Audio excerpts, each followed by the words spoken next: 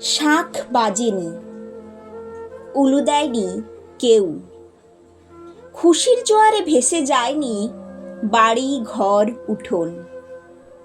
এক মেয়ের জন্ম হয়েছিল, মেয়ের। কন্যাবতী মাতার কোনো গর্ব নেই, অহংকার নেই, যেন রেজাল্টটা ভালো, তবে ততটা বড় মুখ করে বলার মতো নয়। ছেলে জন্মালে যেটা হতে পারত অনায়াসেই।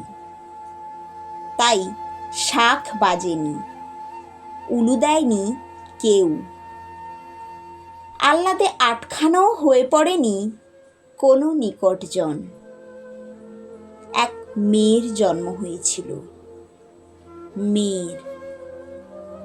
মেয়ে মানে দুশ্চিন্তার বোঝা, বাবার কপালে ভাঁজ, মায়ের চোখে সদা সর্বদা আতঙ্ক, পড়শির কুনজর, বন্ধুবান্ধবের মাঝখানে নানা দোলাচল। মেয়ে মানে খরচ, কেবল খরচ, আয় নেই। তাই যখন এক মেয়ের জন্ম হলো, হইচই হলো না একটুও। মেয়েদের অন্নপ্রাশন হয় না, হতে নেই, ওটা ছেলেদের হয়। ছেলেরা মামার কোলে বসে পঞ্চব্যঞ্জন সামনে রেখে শুরু করে পৃথিবীর প্রাচীনতম যজ্ঞ, আহার। মেয়েরা তো উচ্ছিষ্টে বাঁচে, স্বামীর উচ্ছিষ্টে, পুত্রকন্যার উচ্ছিষ্টে। সবার খাওয়া শেষ হলে মেয়েরা খেতে বসে, একা একা। নিজেকেই বেড়ে নিতে হয়। কেউ বলে না, আর এক টুকরো মাছ দেব, একটু ভাত? না, মেয়েদের পায়ে পায়ে খরচ। বিয়ে দাও, খরচ। বিয়ে হলে সন্তান আসবে, খরচ। সন্তানকে বড় করতে হবে, খরচ।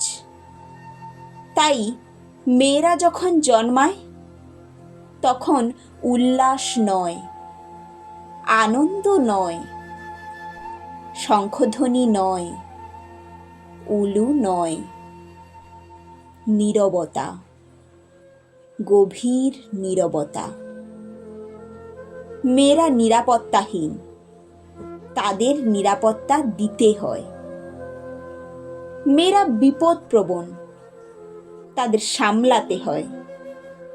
মেয়েরা ঘাবড়ে যায়, কেঁদে ফেলে, ঝগড়া করে, ঈর্ষা করে। তাই মেয়েদের শাসন করতে হয়, বেঁধে ফেলতে হয় নানা নিয়মে, নানা অজুহাতে, নানা অকারণ শৃঙ্খলে। তবু সেই মেয়েরাই গর্ভে ধারণ করে পুরুষ প্রাণ। অমন যে পুরুষোত্তম শ্রীকৃষ্ণ, তারও গর্ভধারিণী আর পালনকারিণী দুজন মানুষই মেয়ে। বিদ্যাসাগর থেকে রবি ঠাকুর, লেনিন থেকে ফিদেল কাস্ত্রো, কেউ আকাশ থেকে নেমে আসতে পারেননি। মাতৃগর্ভ থেকেই তাদের আবির্ভাব। তবু মেয়েরা জন্মালে পরিবারে আনন্দ জাগে না, বাবার কপালে ভাঁজ বাড়ে, বাড়তে থাকে।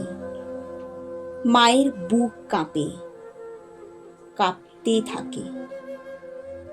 মেয়ে যখন জন্মায় শাঁখ বাজে না, উলুধ্বনি জাগে না, সরগরম হয়ে ওঠে না কোনো ঠিকানাই।